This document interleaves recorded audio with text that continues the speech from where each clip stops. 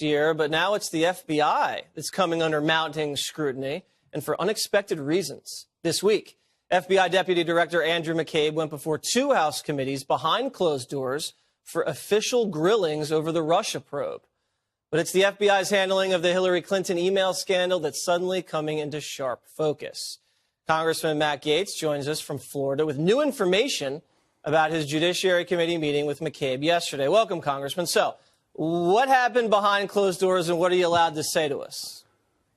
Well, Jesse, this was the first in what will be a series of confidential interviews that we'll be having with key witnesses that had a front row seat to the exoneration of Hillary Clinton, which seems to depart from the standard practices and procedures. So I can't share with you the specific questions or answers. I can share with you my reactions to them. And I can tell you three things that have been confirmed for me. First, Hillary Clinton absolutely got special treatment. Her process departed from the standard process most Americans would face. Second, she received that special treatment because she was a candidate for president. No other reason. Third thing that we absolutely know, there were people in the highest levels of this government that were doing everything possible to make sure that Hillary Clinton did not face consequences. Some of those very people have now migrated over to the Mueller probe and are persecuting the President of the United States without a valid basis. And that's why the work we're doing in the Judiciary Committee is so important. All right, that's very interesting. So we all know that Hillary got special treatment from, the tarmac meeting to writing an exoneration letter before exonerating her, to softening the language to take out the criminality, to, she went in for an interview and wasn't under oath. So we know that happened. At this point, what are you going to do about it? Well, we have to change the laws so that this can never happen again. We've also got to find out whether or not some of the bribes paid to the Clinton Foundation are actively disrupting the policies and priorities of the United States on a going forward basis. And until we have a thorough investigation of the potential bribes that the Clinton Foundation took and then the actions that fell as a consequence of those bribes, I fear that we won't truly know the depth of the corruption in the last administration. But we've got to change the laws so that never again can we have a circumstance where someone gets special treatment because of their political status or because they're a candidate for high office. That is not the blind lady justice that we promised the American people in this country under our Constitution, Jesse. I agree with that 100%. So are you calling for a new or second special counsel to investigate Hillary and the foundation and all that? Well, for 5 months now, Jesse, over 20 members of the Judiciary Committee have been calling for a second special counsel to investigate the Clinton Foundation, the Clinton email server, and the entire handling of that process. But what's so troubling to me is that the Attorney General has been sitting on his hands. Despite the fact that we've had these calls for a second special counsel, the Attorney General hasn't done it. And it's just a double standard when you've got this special counsel that has a limitless budget, limitless authority persecuting the president, and we're not looking at the real crimes from the real criminals. Okay, so can I ask you, I know you're not allowed to say everything, but did you ask McCabe about that meeting where it was the FBI agent who hated Trump and his mistress? They were in this meeting and they talked about protecting the country from a Trump presidency and taking out an insurance policy if Trump was elected president. Did you ask about that?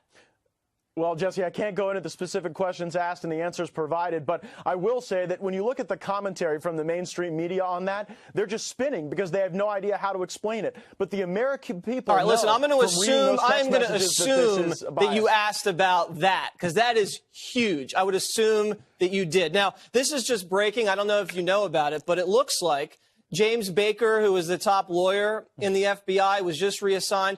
Turns out they found he had contact with this left-wing outfit, Mother Jones and David Corn. And 2 weeks later, after he had contact with them, they break the dossier story. Seems really suspicious. Yeah, I don't think James Baker is a lawyer in this fact pattern anymore. I believe that Mr. Baker is a witness. And because he's a witness, I think he very well may be one of the next people called before one of these committees conducting a fact-based investigation, because certainly we've had at the very highest levels of the FBI and the Department of Justice a number of contaminating events that erode the American people's confidence in the unbiased nature of these critical institutions. Well, it seems like the more people investigate, it's the Democrats that look guilty of corruption, not Trump. But we'll see. Anything could happen. And Congressman Gaetz, thanks for your service. Thank you, Jesse.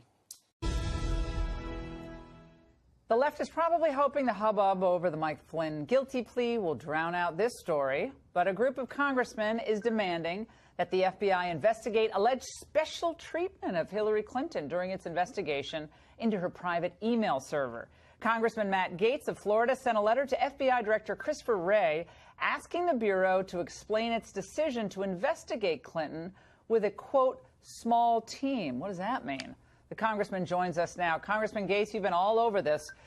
People are saying, oh, you just don't understand when they say special investigation and small team, that's just routine kind of lingo. So you're making a big deal over nothing.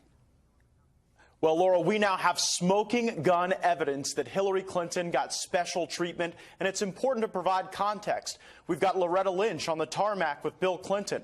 We've got Loretta Lynch telling James Comey to call this a matter and not an investigation. Then we've got James Comey sucking this up to headquarters and keeping the investigators in the Washington, D.C. office away from the Clinton investigation. And then he drafts the exoneration statement before even conducting the interview. In 6 days, the FBI Director, Christopher Wray, will be before the House Judiciary Committee, and we need answers because Hillary Clinton didn't deserve special treatment. She should have been treated like every American, and now we know she was not.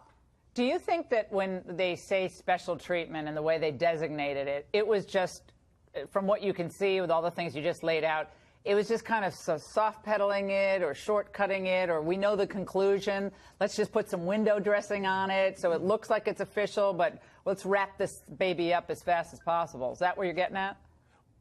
Well, that's what the evidence suggests. And when you look at the recent documents released about the tarmac meeting between Loretta Lynch and Bill Clinton, the FBI was more worried about spin control and public relations and punishing the person that released this information than they were about the improper conduct of the Attorney General of the United States. And so time and again, we see from the Obama era that they were determining the outcomes before actually conducting the investigation. That's not what the American people deserve, and that's why we're going to fight for a real investigation. Congressman, weren't they also desperate to find out who leaked the Clinton meeting on the tarmac with Loretta Lynch? Absolutely. Recently discovered emails show that the FBI was very concerned about who let the American people know that Loretta Lynch was meeting with Bill Clinton, but they weren't at all concerned about the fact that the meeting had occurred and had jeopardized this very critical investigation. So we're really seeing a circumstance where the FBI, the Lynch Department of Justice, was engaged in a cover-up of their activities, all at the same time they were determining the outcome of the Hillary Clinton investigation before actually doing it. All right, Congressman Gaetz, thanks for that update. Welcome back. Good morning. I'm here to give you an update on the FBI's investigation of Secretary Clinton's use of a personal email system during her time as Secretary of State. After a tremendous amount of work over the last year, the FBI is completing its investigation and referring the matter to the Department of Justice for a prosecutive decision. What I want to do today is three things. I want to tell you what we did, I want to tell you what we found, and I want to tell you what we're recommending to the Department of Justice. This is going to be an unusual statement in at least a couple of ways. First, I'm going to include more detail about our process than I ordinarily would, because I think the American people deserve those details in a case of intense public interest. And second, I have not coordinated this statement or reviewed it in any way with the Department of Justice or any other part of the government. They do not know what I'm about to say. But I want to start by thanking the FBI employees who did remarkable work in this case. Once you have a better sense of how much we have done, you will understand why I am so grateful and so proud of their work. So first, what we have done. This investigation began as a referral from the Intelligence Community Inspector General in connection with Secretary Clinton's use of a personal email server during her time as Secretary of State. The referral focused on whether classified information was transmitted on that personal system. Our investigation looked at whether there is evidence that classified information was improperly stored or transmitted on that personal system in violation of a federal statute that makes it a felony to mishandle classified information, either intentionally or in a grossly negligent way, or a second statute making it a misdemeanor to knowingly remove classified information from appropriate systems or storage facilities.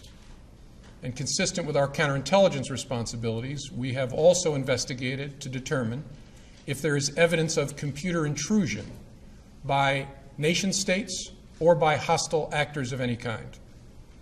Now, I have so far used the singular term email server in describing the referral that began our investigation. It turns out to have been more complicated than that. Secretary Clinton used several different servers and administrators of those servers during her 4 years at the State Department. And she also used numerous mobile devices to send and to read email on that personal domain. As new servers and equipment were employed, older servers were taken out of service, stored, and decommissioned in various ways. Piecing all of that back together to gain as full an understanding as possible of the ways in which personal email was used for government work has been a painstaking undertaking, requiring thousands of hours of effort. For example, when one of Secretary Clinton's servers was decommissioned in 2013, the email software was removed. That didn't remove the email content, but it was like removing the frame from a huge unfinished jigsaw puzzle and then dumping all the pieces on the floor. The effect was that millions of email fragments ended up in the server's unused or slack space. We searched through all of it to understand what was there and what parts of the puzzle we could put back together again. FBI investigators also read all of the approximately 30,000 emails that Secretary Clinton provided to the State Department in 2014. Where an email was assessed as possibly containing classified information, the FBI referred that email to any government agency that might be an owner of that information, so that agency could make a determination as to whether the email contained classified information at the time it was sent or received, or whether there was reason to classify it now, even if the content had not been classified when it was first sent or received. And that's the process sometimes referred to as up-classifying. From the group of 30,000 emails returned to the State Department in 2014, 110 emails in 52 email chains have been determined by the owning agency to contain classified information at the time they were sent or received. 8 of those chains contained information that was top secret at the time they were sent. 36 of those chains contained secret information at the time, and 8 contained confidential information at the time. That's the lowest level of classification. Separate from those, about 2,000 additional emails were up-classified to make them confidential. Those emails had not been classified at the time that they were sent or received. The FBI also discovered several thousand work-related emails that were not among the group of 30,000 emails returned by Secretary Clinton to State in 2014. We found those emails in a variety of ways. Some had been deleted over the years, and we found traces of them on servers or devices that have been connected to the private email domain. Others we found by reviewing the archived government accounts of people who'd been government employees at the same time as Secretary Clinton, including high-ranking officials at other agencies, folks with whom a Secretary of State might normally correspond. This helped us recover work-related emails that were not among the 30,000 that were produced to State. Still others we recovered from that painstaking review of the millions of email fragments dumped into the slack space of the server that was decommissioned in 2013. With respect to the thousands of emails we found that were not among those produced to the State Department, agencies have concluded that 3 of those were classified at the time they were sent or received, 1 at the secret level and 2 at the confidential level. There were no additional top secret emails found, and finally, none of those we found have since been up-classified. I should add here that we found no evidence that any of the additional work-related emails were intentionally deleted in an effort to conceal them in some way. Our assessment is that, like many email users, Secretary Clinton periodically deleted emails, or emails were purged from her system when devices were changed. Because she was not using a government account, or even a commercial account like Gmail, there was no archiving at all of her emails. So it's not surprising that we discovered emails that were not on Secretary Clinton's system in 2014 when she produced those 30,000 some emails to state. It could also be that some of the additional work-related emails that we've recovered were among those deleted as personal by her lawyers when they reviewed and sorted her emails for production in late 2014. The lawyers doing the sorting for Secretary Clinton in 2014 did not individually read the content of all of her emails as we did for those available to us. Instead, they relied on header information, and they used search terms to try to find all work-related emails among the reportedly more than 60,000 that were remaining on her system at the end of 2014. It's highly likely that their search missed some work-related emails and that we later found them, for example, in the mailboxes of other officials or in the Slack space of a server. It's also likely that there are other work-related emails that they did not produce to state and that we did not find elsewhere and that are now gone because they deleted all emails they did not produce to state, and the lawyers then cleaned their devices in such a way as to preclude complete forensic recovery.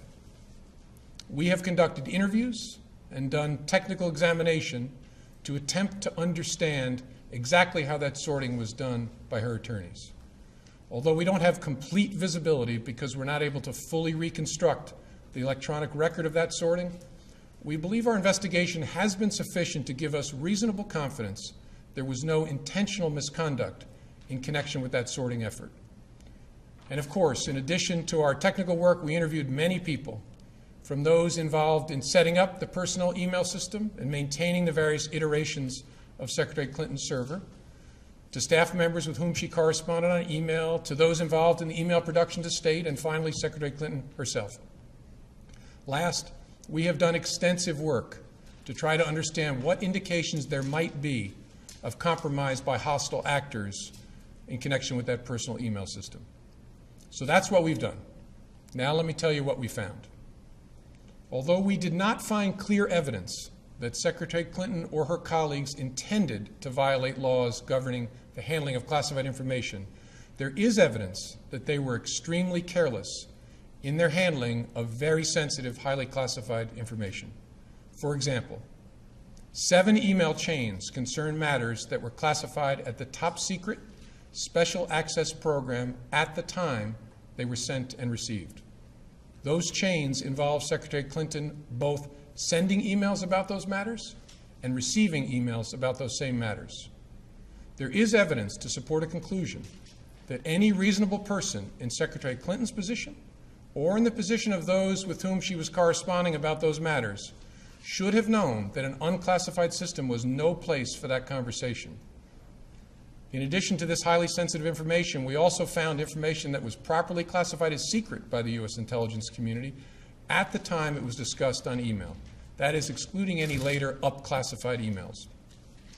None of these emails should have been on any kind of unclassified system, but their presence is especially concerning because all of these emails were housed on unclassified personal servers, not even supported by full-time security staff like those found at agencies and departments of the United States government, or even with a commercial email service like Gmail. I think it's also important to say something about the marking of classified information. Only a very small number of the emails here containing classified information bore markings that indicated the presence of classified information. But even if information is not marked classified in an email, participants who know or should know that the subject matter is classified are still obligated to protect it. And while not the focus of our investigation, we also developed evidence that the security culture of the State Department, in general and with respect to the use of unclassified systems in particular, was generally lacking in the kind of care for classified information that's found elsewhere in the U.S. government. With respect to potential computer intrusion by hostile actors, we did not find direct evidence that Secretary Clinton's personal email domain, in its various configurations since 2009, was hacked successfully. But given the nature of the system and of the actors potentially involved, we assess we would be unlikely to see such direct evidence.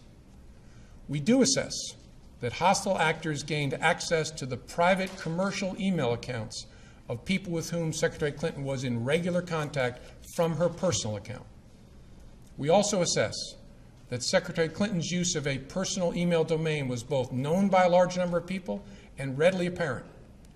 She also used her personal email extensively while outside the United States, including sending and receiving work-related emails in the territory of sophisticated adversaries.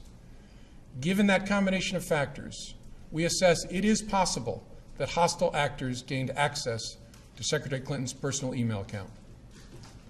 So that's what we found. Finally, with respect to our recommendation to the Department of Justice. In our system, the prosecutors make the decisions about whether charges are appropriate based on evidence that the FBI helps collect. Although we don't normally make public our recommendations to the prosecutors, we frequently make recommendations and engage in productive conversations with prosecutors about what resolution may be appropriate given the evidence. In this case, given the importance of the matter, I think unusual transparency is in order. Although there is evidence of potential violations of the statutes regarding the handling of classified information, our judgment is that no reasonable prosecutor would bring such a case. Prosecutors necessarily weigh a number of factors before deciding whether to bring charges. There are obvious considerations like the strength of the evidence, especially regarding intent. Responsible decisions also consider the context of a person's actions and how similar situations have been handled in the past. In looking back at our investigations into the mishandling or removal of classified information, we cannot find a case that would support bringing criminal charges on these facts. All the cases prosecuted involved some combination of clearly intentional and willful mishandling of classified information or vast quantities of information exposed in such a way as to support an inference of intentional misconduct or indications of disloyalty to the United States or efforts to obstruct justice. We do not see those things here. To be clear, this is not to suggest that in similar circumstances, a person who engaged in this activity would face no consequences. To the contrary, those individuals are often subject to security or administrative sanctions, but that's not what we're deciding now. As a result, although the Department of Justice makes final decisions on matters like this, we are expressing to Justice our view that no charges are appropriate in this case. I know there will be intense public debate in the wake of this recommendation, as there was throughout the investigation. What I can assure the American people is that this investigation was done honestly, competently, and independently. No outside influence of any kind was brought to bear. I know there were many opinions expressed by people who are not part of the investigation, including people in government, but none of that mattered to us. Opinions are irrelevant, and they were all uninformed by insight into our investigation because we did our investigation the right way. Only facts matter, and the FBI found them here in an entirely apolitical and professional way. I couldn't be prouder to be part of this organization. Thank you.